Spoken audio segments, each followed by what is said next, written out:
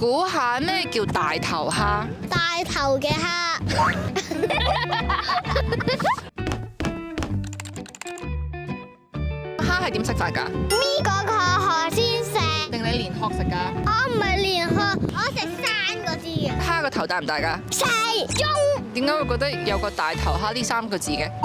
我唔識講喎，我都唔識講。我個頭好大。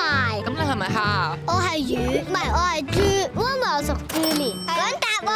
大頭蝦嘅意思咧，即係你有時會唔記得咗啲重要嘅嘢咯。哦，我都咪話咗咯。你話你唔知㗎？咩啊？講我哋人大頭蝦。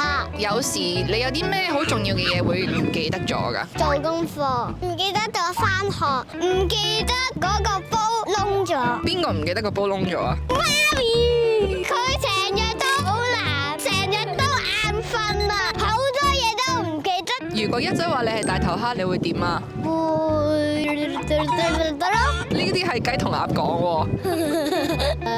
會射係一啖。我爹哋成日都是大頭蝦，佢好心急唔記得帶我出門口。佢留低咗你喺屋企啊？係啊，